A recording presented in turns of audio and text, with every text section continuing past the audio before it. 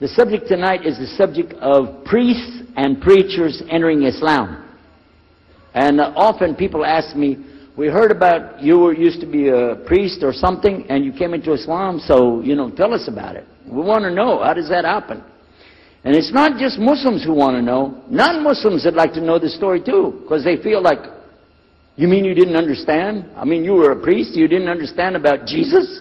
Come on, man! So, it's a topic that I talk about a lot. The first thing I have to do is clarify a couple of points. I was not a priest. In the English, we use the word priest to mean somebody who is in the Catholic Church.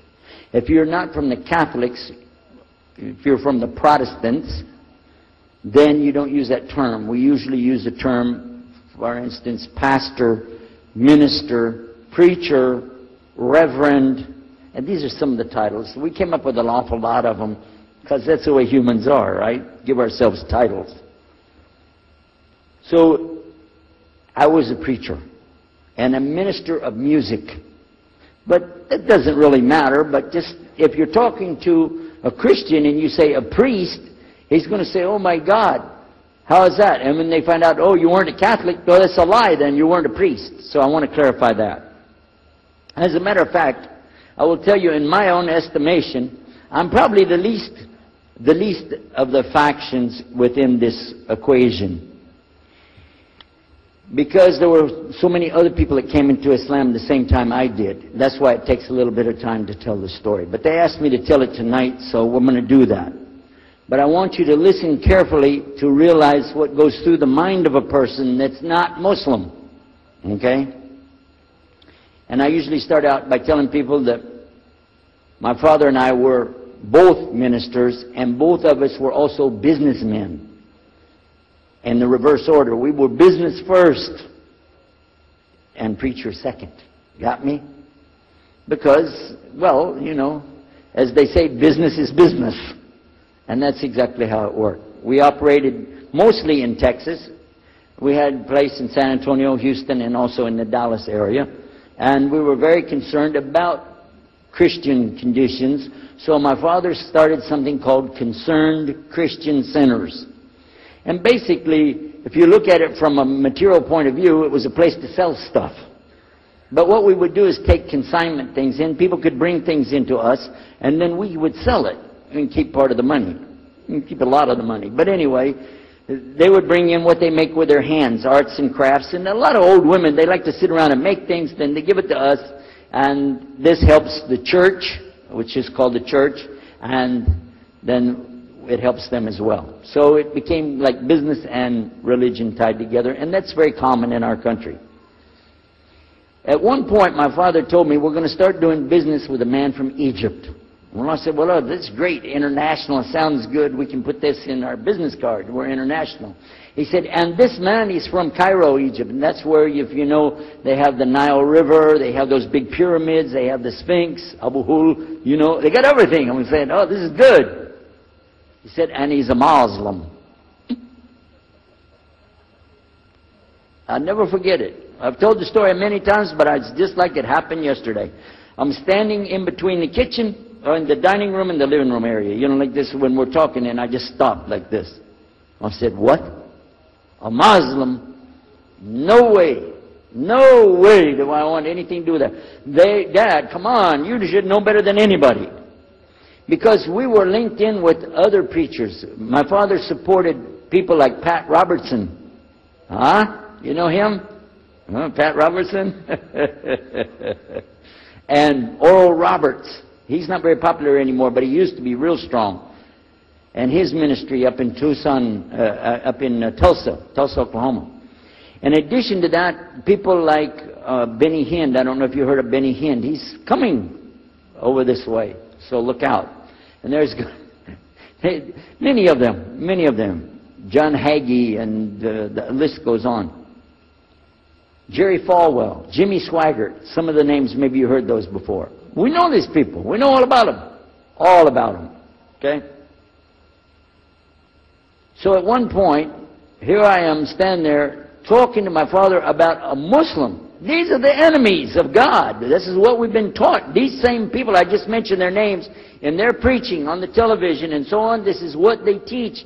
Muslims are no good. Now it just became Muslims are terrorists. But back then, you know, we didn't reach that level yet. We were still just kidnappers, hijackers, you know. They said that Muslims don't believe in God, that they're worshiping a black box in the desert, and they kiss the ground 5 times a day. Now that's what we know, man. So here's this Muslim going to do business with us. I told my dad, no way, I'm not going to do it. And he insisted. He said, I want you to meet this man. He's very nice. And I said, I don't want to meet him. I never am like this, by the way. But on this case, I said, no, that's one thing I'm going to stand firm against. We're not going to do it. He said, I want you just to meet him. I said, all right, I'll do it for you. I'm going to do it my way. I'm going to go to church. And it's going to be on Sunday. When I come out of the church, I'm going to have my Bible under my arm. I'm going to have the celui. I used to carry a big cross. I'm going to have my cross with me. And I'm going to have my hat that says, Jesus is Lord. And I'm going to have my wife, born-again Christian, with me. And we are going to get this demon, devil, infidel, Muslim, and we're going to show him Jesus. Okay? Now, this is a true story, by the way. So I got up that morning on Sunday, and I was thinking, man, you know. We went to church.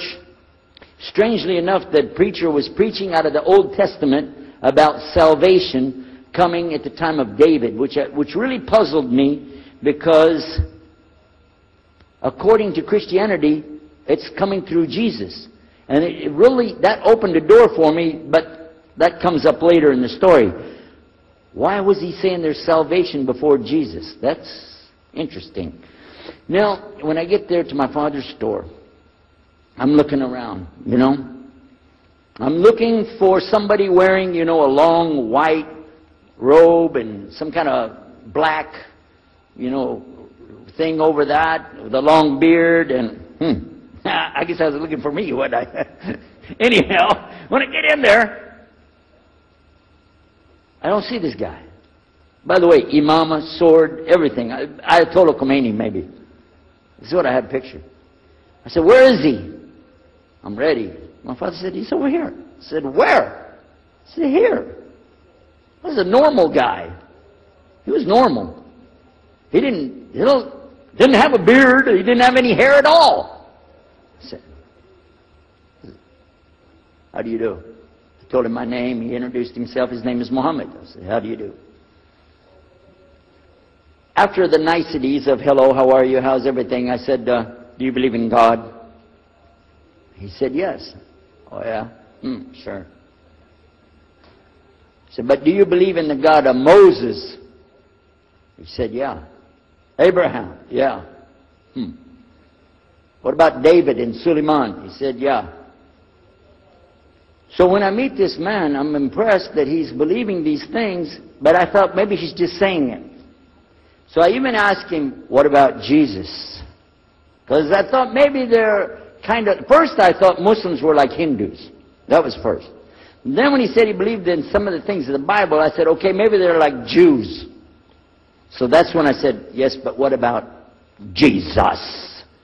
Do you believe in Jesus? And he said, yes. I said, okay, wait a minute. This is going to be easy. I can convert this guy.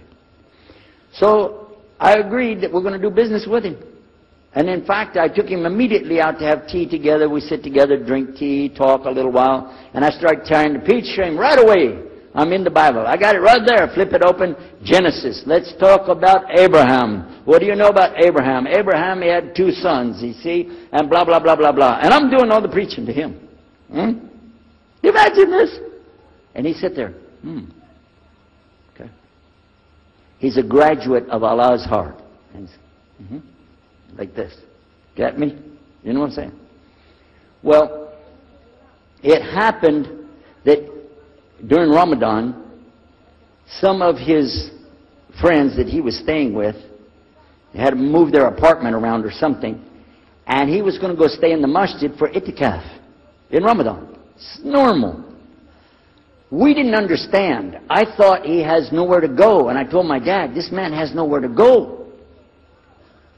And my dad said, no, he's got money. I said, no, he doesn't. Daddy, I'm telling you, he has no place to go. I heard him say he's going to go live in the mosque to a Christian. If you're going to live in the church, ooh, that's the worst. So I said, let me offer that he can stay at our place. And my dad said, no, you don't do that. That's not right. I said, no, I'm going to offer to him. I went to him and I said, how would you like to come stay at our place?